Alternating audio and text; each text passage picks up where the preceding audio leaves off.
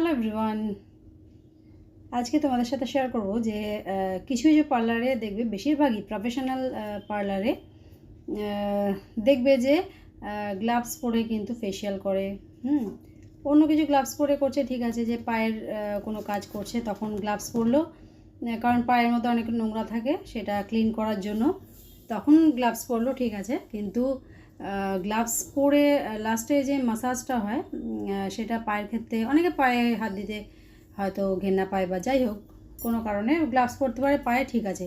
কিন্তু মুখের যখন ফেশিয়ালটা হয় তখন গ্লাভসটা পরে কী কাজ হয় আমি তো মাথায় আসে না।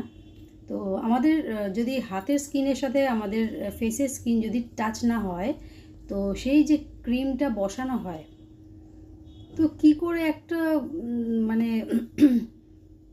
গ্লাভসের একটা অবজেকশান থেকে যাচ্ছে না।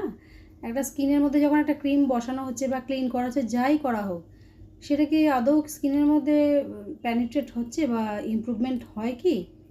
আমার তো জানা নেই, তোমরা চিন্তা করে দেখো যে ঠিক বললাম না ভুল বললাম। তো গ্লাভস পরে কিন্তু ফেশিয়াল হয় না, আমার যতটা নলেজ, 18 বছর এক্সপিরিয়েন্সে আমার যতটা নলেজ। আদার্স কাজ ঠিক আছে, হেয়ারে অ্যাপ্লাই করলো কেমিক্যাল, হ্যাঁ, কিন্তু স্কিনে কি অত তার মানে কেমিক্যাল দেওয়া হচ্ছে যেটা হাতের চামড়াও নষ্ট করে দিতে পারে? অনেক প্রশ্ন জাগে মনের মধ্যে।